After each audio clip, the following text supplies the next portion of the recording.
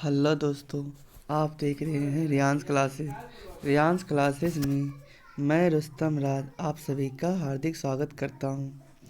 मैं आपके लिए बिहार पुलिस का प्रैक्टिस सेट लाया हूं, जो आपके आने वाले बिहार पुलिस के एग्ज़ाम में लाभदायक होगा। तो चलते हैं पहले क्वेश्चन की ओर। जब नींबू के रस को खाने के सोडे पर डाला जाता है, तब उसमें तेज उत्फुल्लन होता है, क्योंकि उसमें उत्पन्न गैस होती है। आपके ऑप्शन है हाइड्रोजन, ऑक्सीजन, कार्बन डाइऑक्साइड या उपरोक्त सभी। तो यहाँ पे आपका आंसर हो जाएगा उपरोक्त सभी, आपका आंसर हो जाएगा। और देखते हैं, जब नींबू के रस को खाने के सोडे पर डाला जाता है तो H2O कौन कौन सा गैस निकलता है? H2O निकलता है, ऑक्सीजन निकलता है और CO2 निकलता है। और नींबू में कौन सा अम्ल होता है? नींबू में कौन सा अम्ल होता है? तो नींबू में सिट्रिक अम्ल होता है, सिट्रिक। नींबू में सिट्रिक अम्ल पाया जाता है। नाइट्रिक अम्ल का प्रयोग सोना एवं चांदी के शुद्धिकरण में किया जाता है। अगर यही पूछे कि किसी वस्तु का पीएच मान जैसे रहता है, तो समुद्री जल का पीएच मान कितना होता है? 8.4 समुद्री जल का रहता है। रक्त का कितना रहता है, ब्लड का? तो 7.4 रहता है। और मूत्र का पीएच मान कितना होता है? तो 6। 8.4 समुद्री जल का, 7.4 रक्त का और 6 होता है मूत्र का। ठीक है ना। नेक्स्ट क्वेश्चन देखते हैं।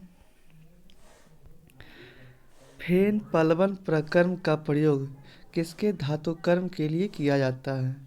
आपके ऑप्शन है सल्फाइड अयस्क, ऑक्साइड अयस्क, सल्फेट अयस्क या क्लोराइड अयस्क। तो यहाँ आपका आंसर हो जाएगा सल्फाइड अयस्क। सल्फाइड अयस्क आपका आंसर हो जाएगा। ठीक है। नेक्स्ट देखते हैं। शरीर के साथ संपर्क में स्पिरिट ठंडी अनुभूति होती है, क्योंकि वह क्या है? एक द्रव है, एक पारदर्शी है, या अत्यंत वाष्पशील है, या एक सुचालक है। तो यहाँ आपका आंसर हो जाएगा अत्यंत वाष्पशील है। नेक्स्ट देखते हैं कि स्पिरिट शरीर को ठंडा लगता है, क्योंकि वो क्या होता है? वाष्पशील है, मतलब तुरंत उड़ जाता है हवा में। और स्पिरिट का प्रयोग एल्कोहल उद्योग में, एल्कोहल का फॉर्मूला होता है C2H5OH, एल्कोहल होता है। ठीक है, उद्योग में किया जाता है। गन पाउडर की खोज किसने किया था? तो रोजन बेंकन ने किया था। ठीक है ना। और आरडीएक्स की खोज 1899 ईस्वी में हैंस हेनिंग ने किया था। हैंस हेनिंग ने किया था। ठीक है। और देखते हैं, भारत के पूर्व प्रधानमंत्री राजीव गांधी की हत्या 21 मई 1991 ईस्वी को आरडीएक्स विस्फोटक पदार्थ द्वारा ही की गई थी। नेक्स्ट देखते हैं, पेट्रोल की स्फोटन क्या है? तो ये है टेट्रामेथिल सीसा, टेट्रा एथिल सीसा, ट्राइमेथाइल ईसा या ट्राई एथिल सीसा। तो यहाँ आपका आंसर हो जाएगा टेट्रा एथिल सीसा। नेक्स्ट देखते हैं, काष्ठ के आसवन द्वारा बनाया गया एल्कोहल कौन सा होता है? आपके ऑप्शन है methyl alcohol, ethyl alcohol, glycerol या प्रोपिल एल्कोहल। तो यहाँ आपका आंसर हो जाएगा मेथिल एल्कोहल। मेथिल एल्कोहल का सूत्र क्या होता है? तो CH3OH होता है मेथिल एल्कोहल का सूत्र। और एथिल एल्कोहल का सूत्र क्या होता है? तो C2H5OH एथिल एल्कोहल होता है। एथिल एल्कोहल को अनाज एल्कोहल भी कहते हैं। ये जो है, इसको अनाज एल्कोहल भी कहते हैं। नेक्स्ट देखते हैं,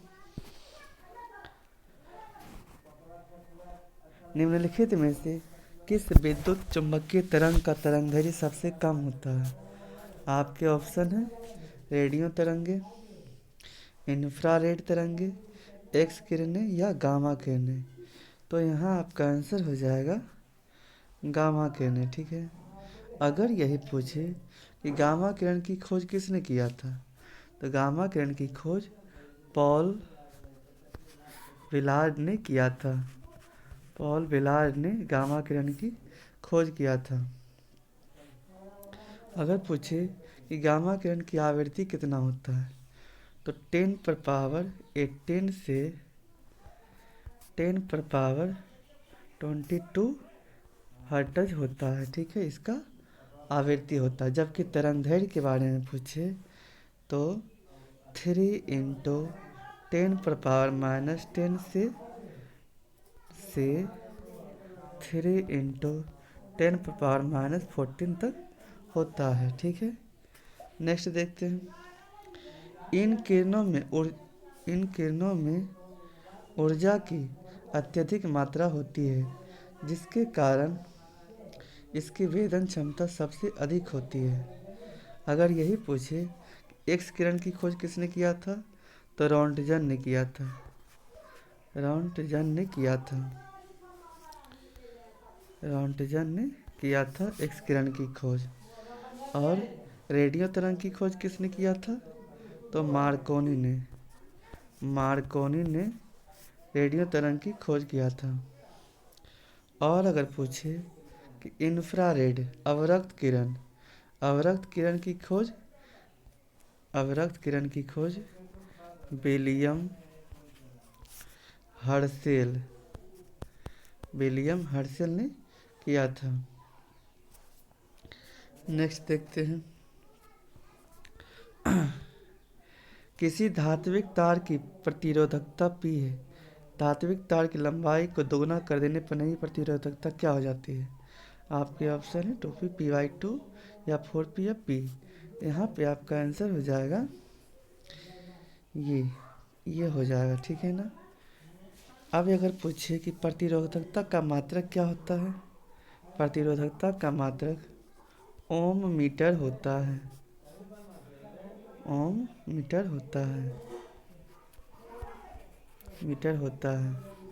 नेक्स्ट देखते हैं। यदि एक सर्किट का प्रतिरोध दोगुना किया जाता है तो वोल्टेज को समान रखने के लिए सर्किट में प्रवाहित विद्युत धारा क्या होगी? आधी रह जाएगी, आधी घट जाएगी, या स्थिर रहेगी, या शून्य हो जाएगी? तो यहाँ आपका आंसर हो जाएगा आधी घट जाएगी। नेक्स्ट देखते हैं। जब एक समान आवेशित गोले के भीतर कोई बिंदु है तो वहाँ वैद्युत विभव क्या होगा? बढ़ता है, घटता है, उतना ही रहता है जितना सतह पर, या हर बिंदु पर शून्य होता है? तो यहाँ आपका आंसर हो जाएगा उतना ही रहता है जितना सतह पर। नेक्स्ट देखते हैं।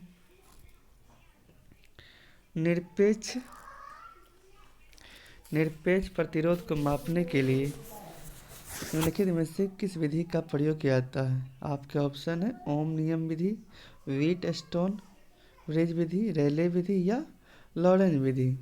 तो यहाँ आपका आंसर हो जाएगा व्हीटस्टोन ब्रिज विधि। ठीक है।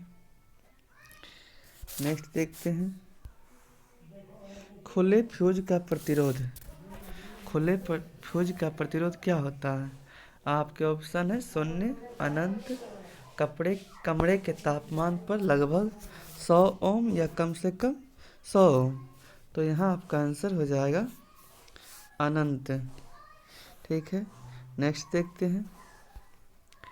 प्रेरित धारा की दिशा निम्न के द्वारा प्राप्त होती है।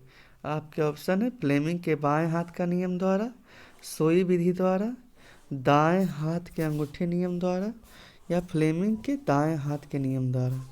तो हाँ, आपका आंसर हो जाएगा फ्लेमिंग के दाएं हाथ के नियम द्वारा। इस नियम के अनुसार दाएं हाथ को इस प्रकार फैलाया जाए कि अंगूठा, तर्जनी तथा मध्यमा एक दूसरे के लंबवत हो, तो अंगूठा आर्मेचर की गति की दिशा तर्जनी चुंबकीय क्षेत्र की दिशा तथा मध्यमा प्रेरित धारा की दिशा को बताता है। नेक्स्ट देखते हैं, उप प्रधानमंत्री पद का सृजन कैसे होता है। आपके ऑप्शन है, मूल संविधान के अंतर्गत, संविधान के प्रावधानों से हटकर, 44वें संशोधनों के द्वारा, या 85वें संशोधनों के द्वारा।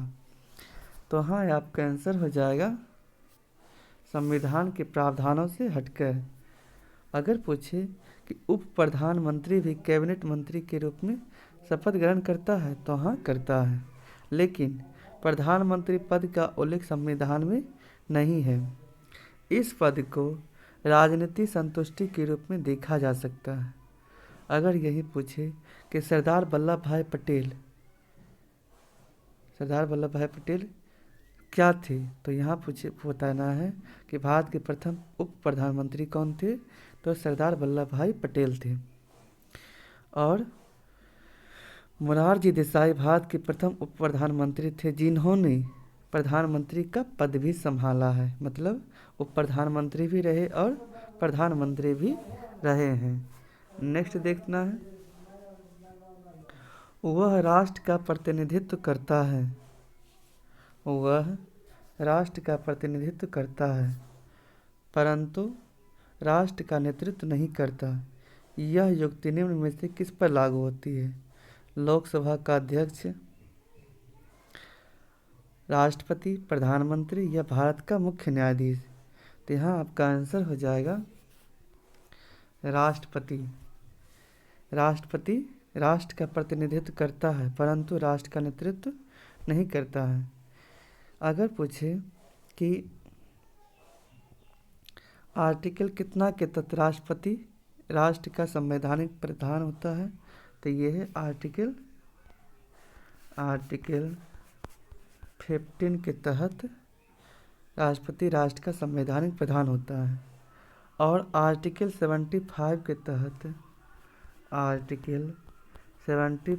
तहत राष्ट्रपति प्रधानमंत्री को नियुक्त करता है जो लोकसभा का बहुमत दल का नेता होता है। और अगर पूछे कि लोकसभा किस आर्टिकल में है, तो लोकसभा आर्टिकल 81 में है। लोकसभा आर्टिकल 81 में है। और आर्टिकल 93 में लोकसभा अध्यक्ष और उपाध्यक्ष का चुनाव होता है। नेक्स्ट देखते हैं, अर्थव्यवस्था में टेक ऑफ स्टेज से क्या तात्पर्य है। आपके ऑप्शन है, सतत विकास प्रारंभ होता है, अर्थव्यवस्था तीव्र गति से उड़ान भरने लगती है, अर्थव्यवस्था ध्वस्त होने के कगार पर होती है, या अर्थव्यवस्था पर पूर्ण नियंत्रण की स्थिति उत्पन्न हो जाती है। तो यहाँ आपका आंसर हो जाएगा अर्थव्यवस्था तीव्र गति से उड़ान भरने लगती है। अगर पूछे कि ये जो टेक ऑफ स्टेज का उल्लेख कहाँ किया गया है, तो ये प्रोफेसर डब्ल्यू रोस्टेव की पुस्तक द स्टेज ऑफ इकोनॉमिक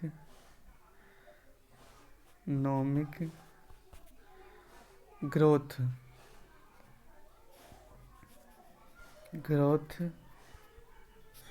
में द टेक ऑफ स्टेज का वर्णन किया गया। प्रोफेसर डब्ल्यू रोस्टेव ने अपनी पुस्तक the stage of economic growth में टेक ऑफ स्टेज का उल्लेख किया गया है। रोस्टेव के अनुसार विकास की मुख्य 5 अवस्थाएं थी।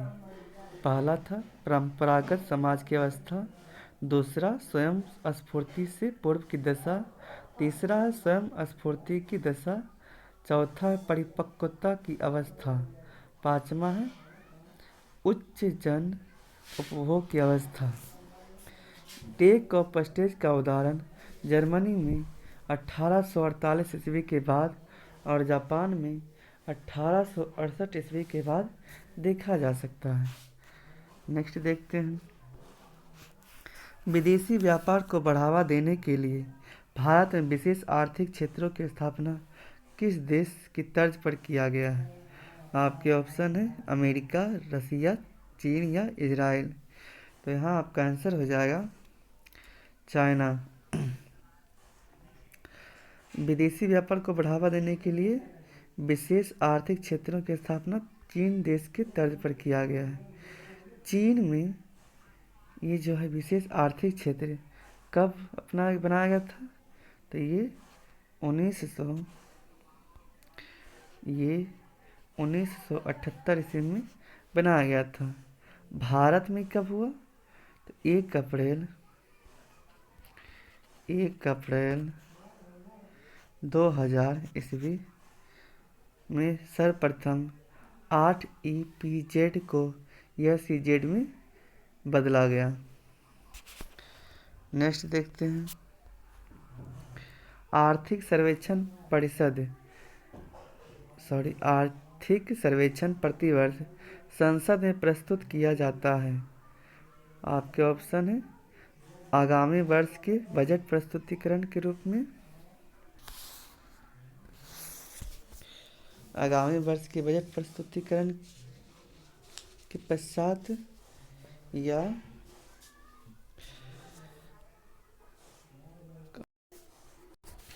वित्त विधेयक के प्रस्तुतिकरण के पश्चात या बजट के प्रस्तुतिकरण से कोई संबंध नहीं होता है।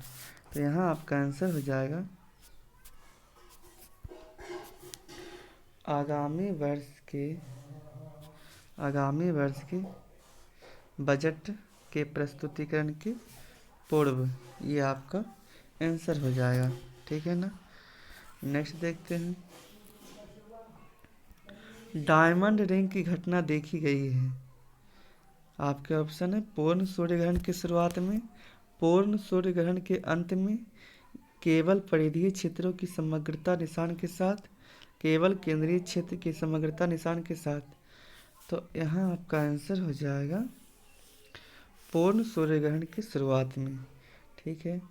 जब सूर्य व पृथ्वी के बीच में चंद्रमा आता है तो सूर्य ग्रहण लगता है। पूर्ण सूर्य ग्रहण की स्थिति में चंद्रमा सूर्य को पूर्णतः ढक लेता है तो सूर्य का कुछ भाग सेकंड के लिए चमकदार अंगूठी के समान दिखता है। इसे ही हम लोग क्या कहते हैं? डायमंड रिंग कहते हैं। डायमंड रिंग को हीरक वलय भी कहा जाता है। और जब सूर्य व चंद्रमा के बीच पृथ्वी आती है तो चंद्र ग्रहण लगता है। चंद्र ग्रहण हमेशा कब लगता है? तो पूर्णिमा के दिन लगता है। पूर्ण सूर्य ग्रहण हमेशा अमावस्या के दिन ही लगता है। नेक्स्ट देखते हैं, भारत के किस क्षेत्र में ग्रीष्मकालीन मानसून सबसे पहले आता है? आपके ऑप्शन है हिमालय, पूर्वी घाट, पश्चिमी घाट या सिंधु गंगा मैदान। यहाँ आपका आंसर हो जाएगा पश्चिमी घाट। भारत में मानसून की दूसरी शाखा बंगाल की खाड़ी से होकर आती है। ठीक है। अगर पूछे कि वर्षा मापी यंत्र को क्या कहते हैं? तो वर्षा मापी यंत्र को रेन गेज कहते हैं। ठीक है ना, रेन गेज। नेक्स्ट देखते हैं, कौन सा वन्य जीव रिजर्व हाथियों के लिए जाना जाता है? आपके ऑप्शन है पाखल, पेरियार, चंद्रप्रभा, कान्हा। तो आपका आंसर हो जाएगा पेरियार। पेरियार हो जाएगा। ठीक है ना। और देखते हैं, चंद्रप्रभा वन्य जीव अभयारण्य चंदौली जिले यूपी में है। कहाँ है? तो यूपी में है। और देखते हैं, निम्नलिखित में से कौन सा मिलान सही नहीं है? स्लेट बलुआ पत्थर, शिष्ट सेल, संगमरमर चूना पत्थर, क्वार्टजाइट पत्थर बलुआ पत्थर। तो यहाँ आपका आंसर हो जाएगा स्लेट बलुआ पत्थर, क्योंकि स्लेट शिष्ट से बनता है। ठीक है, शिष्ट। ठीक है ना। नेक्स्ट देखते हैं, निम्न में से किस स्रोत से हमें पाटलिपुत्र के प्रशासन की जानकारी मिलती है? आपके ऑप्शन है अर्थशास्त्र, इंडिका, अशोक के अभिलेख या उपर्युक्त सभी। तो यहाँ आपका आंसर हो जाएगा इंडिका। ठीक है, इंडिका की रचना किसने किया था? तो ये मेगास्थनीज ने किया था। मेगास्थनीज ने इंडिका की रचना किया था। अर्थशास्त्र का संबंध राजनीतिक सिद्धांत से है। अगर पूछे कि अर्थशास्त्र के लेखक कौन है, अगर पूछे कि अर्थशास्त्र के लेखक कौन है, तो चाणक्य। चाणक्य, ठीक है ना। इनका और नाम है विष्णुगुप्त या कौटिल्य, भी इन्हीं को कहा जाता है। चाणक्य की रचना अर्थशास्त्र की तुलना मैकियावेली की रचना द प्रिंस से की गई है। यहाँ और देखते हैं, अशोक के अभिलेख में सबसे अधिक ब्राह्मी लिपि का सबसे ज़्यादा प्रयोग किया गया है। नेक्स्ट देखते हैं, बिहार को बंगाल से अलग प्रांत बनाने के लिए आंदोलन, जिसके कारण 1912 ईस्वी में बिहार उड़ीसा समेत एक नया प्रांत बना, का नेतृत्व किसने किया? आपके ऑप्शन है श्री कृष्ण सिंह, अनुग्रह नारायण सिन्हा, मजहरुल हक, सच्चिदानंद सिन्हा। यहाँ आपका आंसर हो जाएगा सच्चिदानंद सिन्हा। बंगाल के प्रशासन के साथ बिहार को 1733 ईस्वी में जोड़ दिया था। बंगाल के प्रशासन के साथ बिहार को 1733 ईस्वी में जोड़ा गया था। ठीक है, अकबर बिहार को एक प्रांत 1580 ईस्वी में बनाया था। दीवानी अधिकार के समय बंगाल के साथ बिहार को रखा। 11 दिसंबर 1991 ईस्वी को जॉर्ज पंचम ने बिहार को बंगाल से अलग करने की घोषणा की। 22 मार्च 1912 ईस्वी को इसकी अधिसूचना निकाला गया और 1 अप्रैल 1912 ईस्वी से बिहार एक प्रांत के रूप में कार्य करने लगा और 1 अप्रैल 1936 ईस्वी को बिहार से उड़ीसा अलग प्रांत बना और 15 नवंबर 2000 ईस्वी को बिहार से झारखंड भी अलग हो गया। नेक्स्ट देखते हैं, सरकार के अंगों में शामिल क्या क्या है? कार्यपालिका, विधायिका, न्यायपालिका या नगरपालिका। आपके ऑप्शन है केवल 1, 2, 3, केवल 1, 2, केवल 1, 4 या उपर्युक्त सभी। तो यहाँ आपका आंसर हो जाएगा ये कार्यपालिका, विधायिका या न्यायपालिका, तीनों सरकार के अंगों में शामिल है। नेक्स्ट देखते हैं, क्रेब्स चक्र की क्रिया कहाँ संपन्न होती है? आपको ऑप्शन है राइबोसोम, माइटोकॉन्ड्रिया, कोशिका द्रव्य या हरित लवक। तो यहाँ आपका आंसर हो जाएगा माइटोकॉन्ड्रिया। माइटोकॉन्ड्रिया में टेनिस रैकेट के आकार की संरचना होती है। क्रेब्स चक्र वायवीय श्वसन में ही संपन्न होता है। अगर यही पूछे कि राइबोसोम की खोज किसने किया था, तो पेलेड नामक वैज्ञानिक ने राइबोसोम की खोज किया था और राइबोसोम के द्वारा ही प्रोटीन संश्लेषण होता है और हरित लवक केवल पेड़ पौधों में पाया जाता है। हरित लवक में कौन सा आयन होता है? तो मैग्नीशियम आयन होता है। नेक्स्ट देखते हैं, 28वें क्रिटिक्स चॉइस अवार्ड 2023 में सर्वश्रेष्ठ विदेशी भाषा की फिल्म और सर्वश्रेष्ठ गीत का पुरस्कार किस फिल्म को मिला है? आपके ऑप्शन है KGF, मिमी, RRR, बाहुबली 2। तो यहाँ आपका आंसर हो जाएगा RRR। ठीक है, और इसमें जो गाना है नाटू नाटू उनको मिला है। ठीक है, नेक्स्ट देखते हैं, संकोश नदी सीमा बनाती है कहाँ?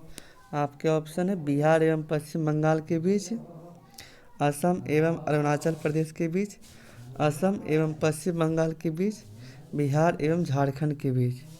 तो यहाँ आपका आंसर हो जाएगा असम और अरुणाचल प्रदेश के बीच बनाती है, ठीक है ना। संकोश नदी कहाँ से निकलती है? संकोश नदी उत्तरी भूटान से निकलती है। उत्तरी भूटान से संकोश नदी निकलती है।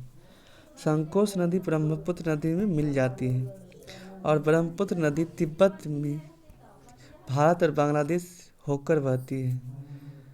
नेक्स्ट देखते हैं, पीर पंजाल श्रेणी पाई जाती है कहाँ? अरुणाचल प्रदेश में, जम्मू एवं कश्मीर में, पंजाब में या उत्तराखंड में। तो यहाँ आपका आंसर हो जाएगा जम्मू कश्मीर में, ठीक है। काराकोरम दर्रा जम्मू कश्मीर में पाया जाता है। चोजिला दर्रा, बनिहाल दर्रा, बनिहाल दर्रा, ये सब कहाँ पाया जाता है? तो जम्मू कश्मीर में। और अरुणाचल प्रदेश में बोमडिला दर्रा पाया जाता है। थालघाट दर्रा कहाँ है? तो महाराष्ट्र में है। पालघाट दर्रा केरल स्थित में है। नाथुला दर्रा सिक्किम में है। बारालाचा दर्रा हिमाचल प्रदेश में है। नेक्स्ट देखते हैं,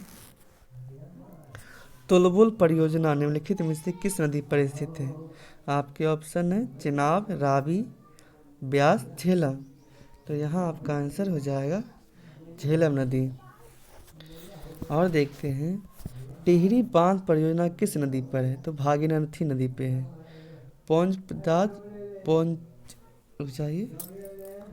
पौंचम बांध परियोजना किस नदी पर है? तो ये गोदावरी नदी पे है, ठीक है ना। भाखड़ा नांगल परियोजना किस नदी पे है? तो सतलज नदी पे है। और हीराकुंड परियोजना पर विश्व की सबसे लंबी नदी बांध स्थित किया गया है। इसकी लंबाई कितना है? तो 4800 मीटर है, ठीक है ना। नेक्स्ट देखते हैं, हीरोइन प्राप्त किससे होता है? भांग से, अफीम पोस्ता से, तंबाकू से, सुपारी से। तो यहाँ आपका आंसर हो जाएगा अफीम पोस्ता से। अफीम का वैज्ञानिक नाम पेपेवर, पाइपेवर, सोमनी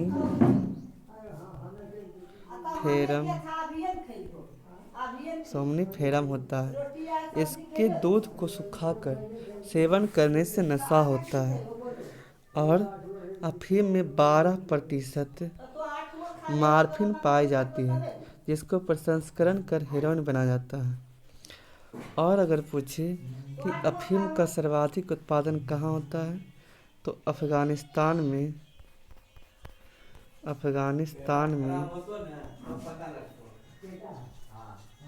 अफीम का सर्वाधिक उत्पादन होता है। नेक्स्ट देखते हैं, जनतंत्र एक शासन प्रणाली है जिसमें प्रत्येक व्यक्ति भागीदार होता है। यह परिभाषा किसने दिया है? आपके ऑप्शन है James Bryce, A.L. Lowell, John Seeley या A.B. डायसी। यहाँ आपका आंसर हो जाएगा जॉन सीले। डेमोक्रेसी शब्द की उत्पत्ति ग्रीक भाषा के, डेमोक्रेसी जो शब्द है किससे उत्पन्न हुआ है? तो ग्रीक भाषा के डेमोस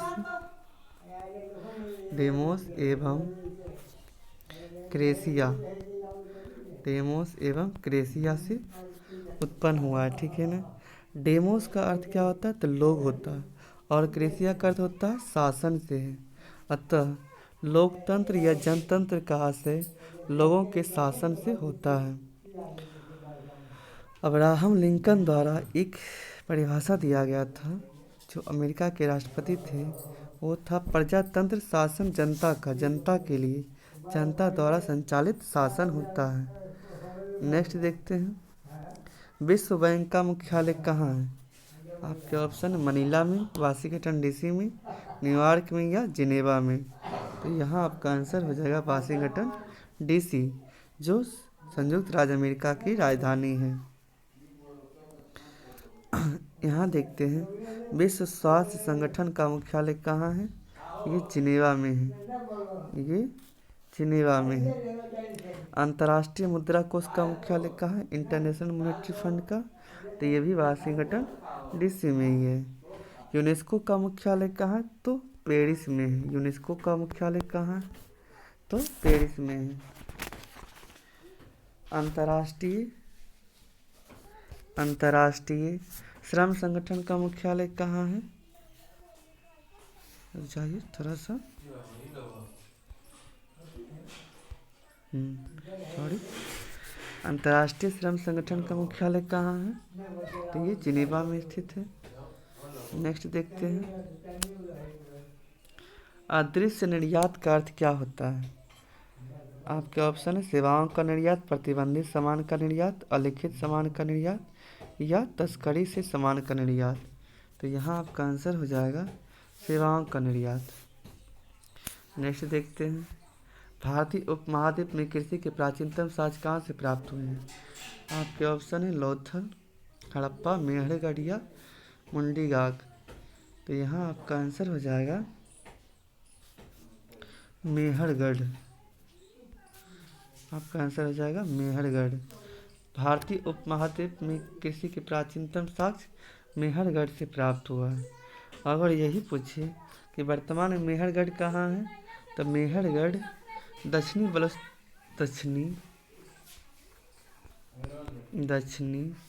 बलूचिस्तान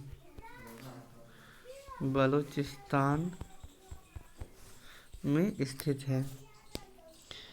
लोथल से हमें बंदरगाह के साक्ष्य मिले हैं। लोथल से हमें क्या मिला है? तो बंदरगाह के साक्ष्य मिले हैं।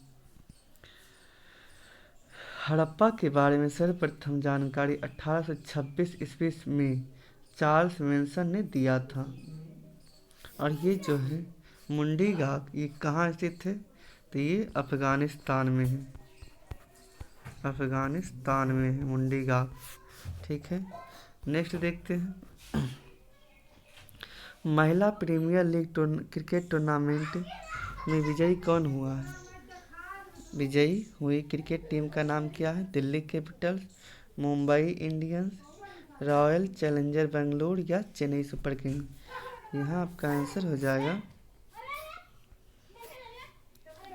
मुंबई इंडियंस। ठीक है, यहाँ देखते हैं 26 मार्च 2023 को 26 मार्च 2023 ईस्वी को मुंबई के बेबॉर्न स्टेडियम का नाम क्या था? तो बेबॉर्न स्टेडियम में आयोजित फाइनल मैच में मुंबई इंडियंस ने दिल्ली कैपिटल्स को हराया था। विजेता कौन हुआ? तो मुंबई इंडियंस। उप विजेता कौन हुआ? तो दिल्ली कैपिटल्स। नेक्स्ट देखते हैं, निम्न में से कौन सा कथन सीमांत उपभोग प्रवृत्ति को सर्वोत्तम रूप से परिभाषित करता है? आपके ऑप्शन है अतिरिक्त उपभोग और अतिरिक्त आय, अतिरिक्त उत्पादन और अतिरिक्त लागत, अधिक उत्पादन और अधिक लागत, उपर्युक्त सभी। यहाँ आपका आंसर हो जाएगा अतिरिक्त उपभोग और अतिरिक्त लाभ। नेक्स्ट देखते हैं, यदि एक समय अवधि में कीमतें तथा मौद्रिक आय दोनों आधी हो जाए तो वास्तविक आय क्या होगी? आपके ऑप्शन है 2 गुनी हो जाएगी, 4 गुनी हो जाएगी, आधी हो जाएगी या अपरिवर्तित रहेगी। तो यहाँ आपका आंसर हो जाएगा अपरिवर्तित रहेगी। नेक्स्ट देखते हैं, मात्र एक मुट्ठी बाजरे के चक्कर में मैं अपना साम्राज्य खो देता। यह कथन को आप किस मध्यकालीन शासक से संबंध करेंगे? मतलब किससे संबंधित है? आपके ऑप्शन है अलाउद्दीन खिलजी, मोहम्मद बिन तुगलक, शेरशाह या औरंगजेब। यहाँ आपका आंसर हो जाएगा शेरशाह। शेरशाह ने 1544 ईस्वी में मारवाड़ पर आक्रमण किया था। मारवाड़ के शासक कौन थे उस समय? तो मालदेव। मारवाड़ के शासक कौन थे? तो मालदेव थे उस समय के शासक। विशाल सेना देखकर आश्चर्यचकित हो गया। शेरशाह में शेर और लोमड़ी दोनों का गुण मौजूद था। ठीक है, नेक्स्ट देखते हैं। निम्नलिखित में से कौन सा एक संगीत वाद्य बजाने में औरंगजेब की दक्षता थी? आपके ऑप्शन है सितार, पखावज, वीणा या इनमें से कोई नहीं। तो यहाँ आपका आंसर हो जाएगा वीणा। औरंगजेब वीणा बजाने में निपुण था। और अकबर नगारा या नक्कारा बजाने में निपुण था। औरंगजेब को हम आलमगीर के नाम से भी जानते हैं। किस नाम से? तो आलमगीर नाम से भी जानते हैं। औरंगजेब ने सिखों के 9वें गुरु तेग बहादुर की हत्या 1675 ईस्वी में करवा दी। औरंगजेब के समय में हिंदू मनसबदारों की संख्या सबसे अधिक थी और औरंगजेब ने किसी चीज़ पर प्रतिबंध भी लगाया था। तो ये औरंगजेब ने चित्रकला पे प्रतिबंध लगा दिया था। नेक्स्ट देखते हैं। निम्नलिखित में से किस एक्ट के द्वारा भारत का शासन ईस्ट इंडिया कंपनी से राजमुकुट के अधिकार में चला गया? आपके ऑप्शन है government of India 1858, Indian councils act 1861, royal titles act 1876, Indian councils act 1892 ईस्वी। तो यहाँ आपका आंसर हो जाएगा गवर्नमेंट ऑफ इंडिया 1858 ईस्वी। भारत शासन एक्ट 1858 के द्वारा भारत में क्राउन का शासन, किसका शासन? क्राउन का शासन प्रत्यक्ष रूप में प्रारंभ हो गया। 1858 में ब्रिटेन की महारानी कौन थी? तो महारानी विक्टोरिया। ब्रिटेन की महारानी कौन थी? तो विक्टोरिया। और अगर पूछे कि पीएम कौन था, तो ये पार्मस्टन वहाँ का पीएम था। ठीक है, नेक्स्ट देखते हैं। भारतीय राष्ट्रीय कांग्रेस के सूरत अधिवेशन 1907 का अध्यक्ष कौन था? आर.बी. घोष, बीजी तिलक, एनी बेसेंट या गोपाल कृष्ण गोखले? तो यहाँ आपका आंसर हो जाएगा आर.बी. घोष। 1907 ईस्वी में कांग्रेस अधिवेशन में कांग्रेस 2 भागों में बटा था। ठीक है, नेक्स्ट देखते हैं। लंदन में इंडियन होम रूल सोसाइटी की स्थापना में निम्नलिखित में से किसने चलाया था?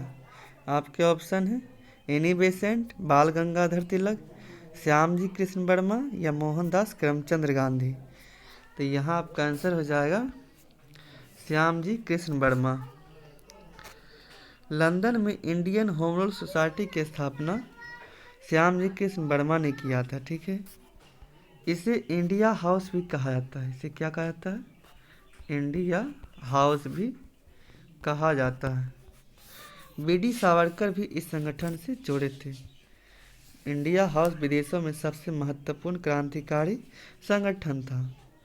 श्यामजी कृष्ण वर्मा ने इसकी स्थापना 1905 ईस्वी में किया था।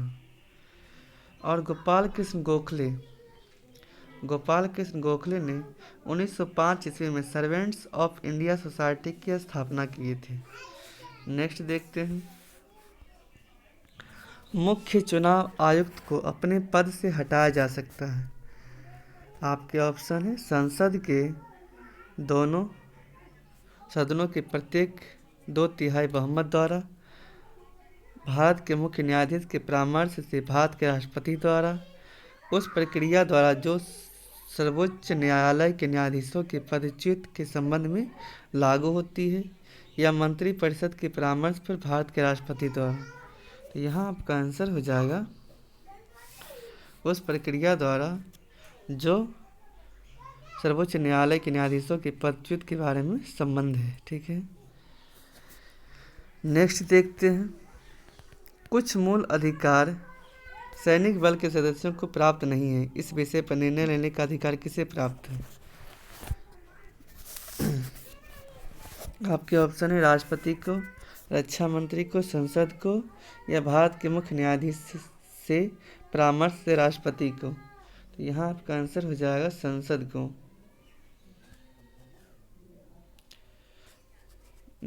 मौलिक अधिकार, मौलिक इसमें आया मौलिक अधिकार, तो मौलिक अधिकार के भाग 3 में है।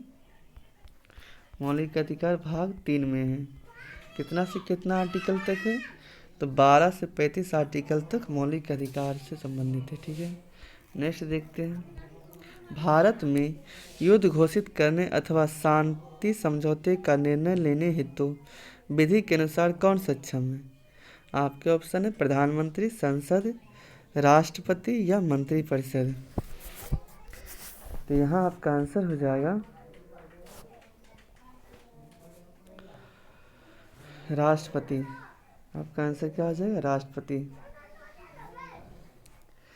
यहाँ देखते हैं कि राष्ट्रपति संविधान के आर्टिकल 352 के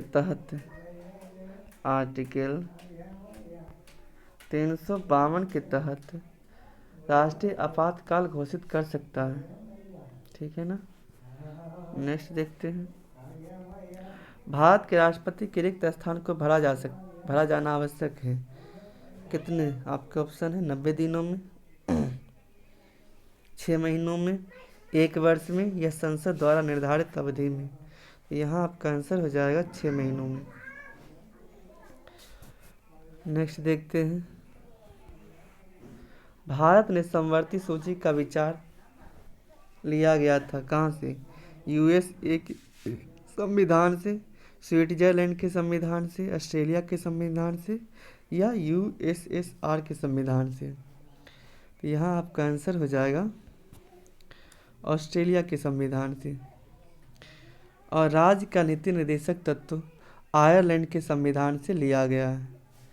और राष्ट्रपति का आपातकालीन शक्ति को जर्मनी के संविधान से लिया गया है।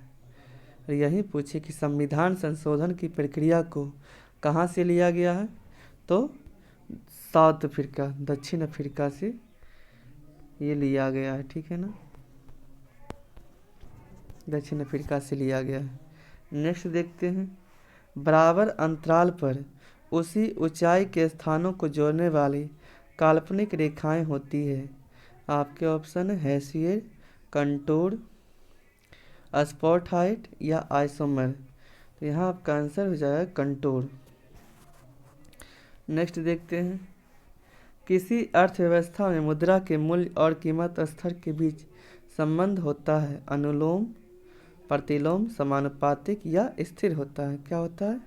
यहाँ आपका आंसर हो जाएगा प्रतिलोम होता है। मुद्रा का सर्व प्रमुख गुण उसका क्या होता है? तरलता होता है। ठीक है, मुद्रा मूल्य को ही मापक भी कहा जाता है। नेक्स्ट देखते हैं। गांधी अर्थव्यवस्था किस पर आधारित है? आपके ऑप्शन है न्यास पर, प्रतिस्पर्धा पर, राज्य नियंत्रण पर या इनमें से कोई नहीं। यहाँ आपका आंसर हो जाएगा न्यास पर। नेक्स्ट देखते हैं। न्यास के सिद्धांतों के अनुसार अमीर लोग ट्रस्टों के ट्रस्टी होंगे जो सामान्य रूप से लोगों के कल्याण की देखभाल करेंगे। गांधी जी ने इस अवधारणा को रस्किन बॉन्ड की पुस्तक अनटू द लास्ट से ली है। नेक्स्ट देखते हैं। कपड़े साफ करने में प्रयोग होने वाले डिटर्जेंट क्या है? सल्फोनेट, कार्बोनेट, बाइकार्बोनेट या बिस्मथेट। तो यहाँ आपका आंसर हो जाएगा सल्फोनेट। डिटर्जेंट लंबी कार्बोक्सिलिक अम्ल श्रृंखला के अमोनियम एवं सल्फोनेट लवण होते हैं। नेक्स्ट देखते हैं। पक्षियों को बहुत अधिक ऊंचाई पर उड़ते समय सांस की परेशानी क्यों महसूस होती है? उनके फेफड़े बड़े होते हैं, वे निष्क्रियता के साथ उड़ते हैं, उनमें अतिरिक्त वायु कोश होता है या वे कम ऑक्सीजन का प्रयोग करते हैं। तो यहाँ पक्षियों को बहुत अधिक ऊंचाई पर उड़ते समय सांस की परेशानी होती है, क्योंकि इसका कारण उनमें अतिरिक्त वायु कोश जो होता है ना, इसका होता है, वही उनमें अतिरिक्त वायु कोश होता है। पक्षी वर्ग के हृदय में 4 बेसमें होता है, 2 आलिंद और 2 निलय होता है। पक्षी का श्वसन अंग क्या होता है? फेफड़ा होता है। नेक्स्ट देखते हैं, निम्नलिखित में से किस पर राज्य सरकार की अनन्य अधिकारिता है? निगम कर, सीमा शुल्क कर, बीमा कर, बिक्री कर या आयकर? यहाँ आपका आंसर हो जाएगा बिक्री कर। बिक्री कर सरकार राज्य का अप्रत्यक्ष कर है और निगम कर केंद्र सरकार का प्रत्यक्ष कर है। सीमा शुल्क केंद्र सरकार का प्रत्यक्ष कर है। फ्रांस विश्व का पहला देश है जिसने वस्तु एवं सेवा कर लागू किया था। कब किया था? तो 1954 ईस्वी में। नेक्स्ट देखते हैं, स्लैग यह नाम किसे दिया जाता है? आपके ऑप्शन है गलित लौह को, गलित सैंड को, गलित एल्यूमिना को, गलित कैल्शियम सिलिकेट को। तो यहाँ आपका आंसर हो जाएगा गलित कैल्शियम सिलिकेट को। अगर यही पूछे कि इसका सूत्र क्या होता है तो CaSiO3 टू द होल्टो होता है। कैल्शियम कार्बोनेट का प्रयोग चूना बनाने में, टूथपेस्ट, दंतमंजन, सीमेंट आदि में किया जाता है। नेक्स्ट देखते हैं, प्रकृति का सुकुमार कवि किसे कहा जाता है? आपके ऑप्शन है जयशंकर प्रसाद, महादेवी वर्मा, सूर्यकांत त्रिपाठी निराला या सुमित्रानंदन पंत। तो यहाँ आपका आंसर हो जाएगा सुमित्रानंदन पंत को प्रकृति का सुकुमार कवि भी कहा जाता है, क्योंकि इनके काव्य में प्रकृति के सूक्ष्म रूप उकेरे गए हैं, मतलब लिखे गए हैं। नेक्स्ट देखते हैं, एक अनिषेचित मानव अंडे में सामान्यतः क्या होता है? आपके ऑप्शन है एक एक्स क्रोमोसोम, एक वाई क्रोमोसोम, एक एक्स और एक वाई क्रोमोसोम, इनमें से कोई नहीं। यहाँ आपका आंसर हो जाएगा एक एक्स क्रोमोसोम। ठीक है, नेक्स्ट देखते हैं, हीमोग्लोबिन क्या होता है? आपके ऑप्शन है प्रोटीन, कार्बोहाइड्रेट, वसा या विटामिन। तो यहाँ आपका आंसर हो जाएगा हीमोग्लोबिन प्रोटीन होता है। रक्त 2 प्रकार के होते हैं, ब्लड जो होता है 2 प्रकार के होते हैं, एक आरबीसी होता है, एक डब्ल्यूबीसी होता है। तो आरबीसी में हीमोग्लोबिन होता है जिसमें हिम नामक रंजन पाया जाता है, जिसके कारण रक्त का रंग लाल होता है। हीमोग्लोबिन लौहयुक्त प्रोटीन है जो ऑक्सीजन और CO2 में संयोग करने की क्षमता रखता है। आरबीसी की संख्या हीमोसाइटोमीटर से ज्ञात की जाती है। आरबीसी की संख्या किसी की ज्ञात की जाती है? आरबीसी की संख्या हीमोसाइटोमीटर से ज्ञात की जाती है।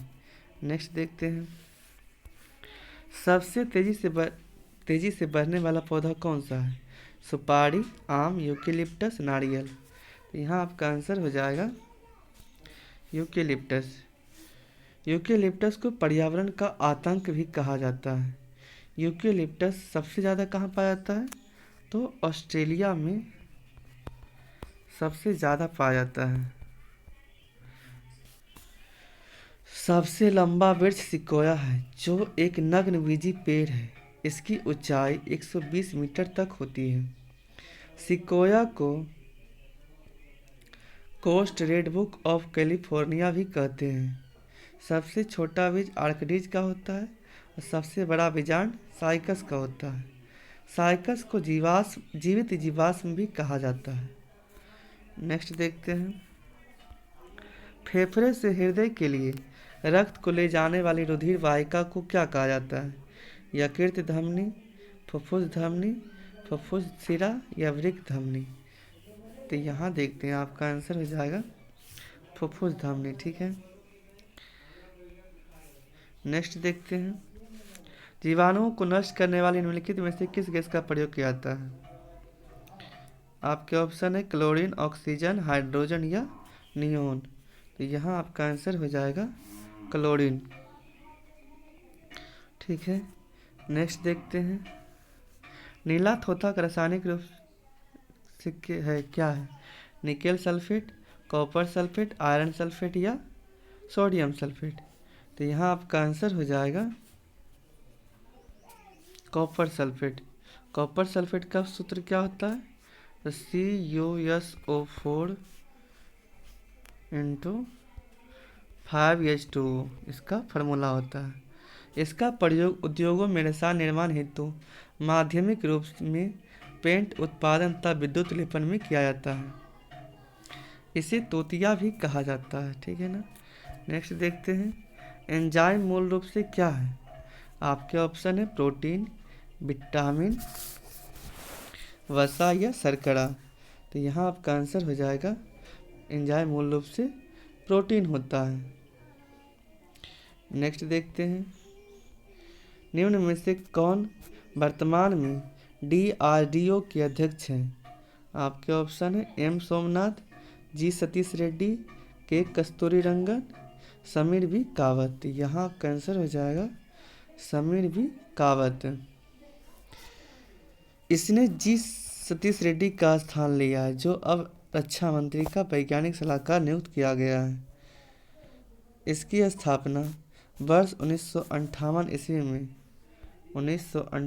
ईस्वी में भारतीय सेना में रक्षा विज्ञान के संस्थान के तकनीकी विभाग के रूप में किया गया है।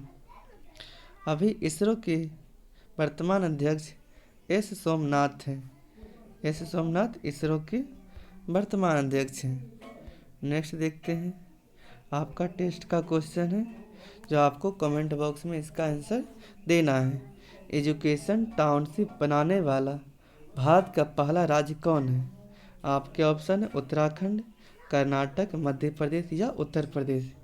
इसका आंसर आप लोग कमेंट बॉक्स में दीजिएगा, ठीक है।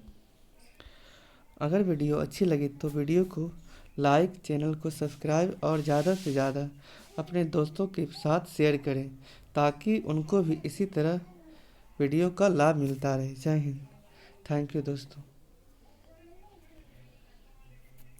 मैया